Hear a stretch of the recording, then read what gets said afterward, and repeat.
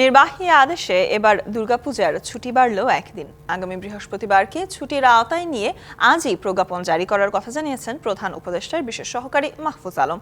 আর রাজধানীতে পূজা ঘিরে কোনো নিরাপত্তা ঝুঁকি নেই বলে জানিয়েছেন ডিএমপি কমিশনার মাইনুল হাসান।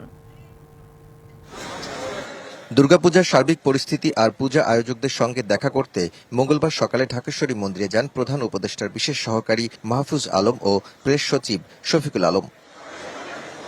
পরে মাহফুজ আলম জানান, একটি পক্ষ সরকারের সঙ্গে সংখ্যালঘুদের দূরত্ব বাড়ানোর ষড়যন্ত্র করছে, যা নিয়ে সতর্ক আছে সরকার।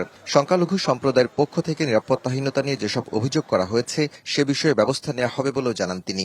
এইবার বৃহস্পতিবারে সরকার আজকের ভিতরেই একটি প্রজ্ঞাপন হয়তো জারি করবেন। এর ভিতর দিয়ে আমরা দেখব যে পূজার ছুটি একদিন বাড়ানো হয়েছে।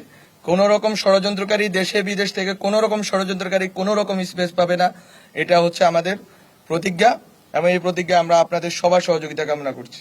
বেলা 11টার দিকে ঢাকেশ্বরী মন্দিরের নিরাপত্তা ব্যবস্থা পরিদর্শন করেন ডিএমপি কমিশনার। এ সময় নিরাপত্তা মহড়া করে ডিএমপি ডগ স্কোয়াড ও বোম ডিসপোজাল ইউনিট। পরে তিনি জানান, পূজাকে ঘিরে রাজধানীর নাশকতার কোনো শঙ্কা নেই।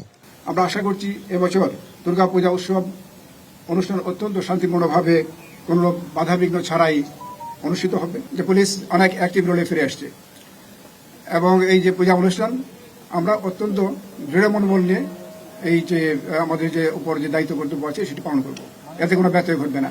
জুলাই ও আগস্টে নিহত পুলিশ সদস্যদের বিষয়ে তদন্তে আইনি প্রক্রিয়া শুরু করা হয়েছে বলেও জানান ডিএমপি কমিশনার। যেগুলো আপনার যে সকল জায়গাতে ঘটনা ঘটেছে, যেমন যাত্রাবাড়ি পুলিশ স্টেশন, উত্তরা পূর্ব থানায় ঘটনা ঘটেছে, এগুলো জায়গাতে আপনার পুলিশ কেস হয়েছে, রুজু হয়েছে এগুলোতে, এবং আরো অন্যান্য কেস রুজু হওয়ার প্রক্রিয়া আছে। এদিকে গাজীপুরে কৃষি গবেষণা ইনস্টিটিউট পরিদর্শন ও মতবিনিময় সভায় স্বরাষ্ট্র উপদেষ্টা জানিয়েছেন, পূজা ঘিরে কোনো নিরাপত্তা শঙ্কা নেই। এবার সব ধরনের বাহিনী ডিপ্লয় করা হয়েছে। এবার পূজা খুব ভালোভাবে হবে। আমি আশা করব যে এবার কোনো ধরনের কোনো রকমের কোনো সমস্যা হবে না। আর এতে আমি আপনাদেরও সব সহযোগিতা চাবো। আপনারা যদি সবাই সহযোগিতা করেন, পূজা খুব ভালোভাবে হয়ে যাবে। Daud Khan, DBC news, Dhaka.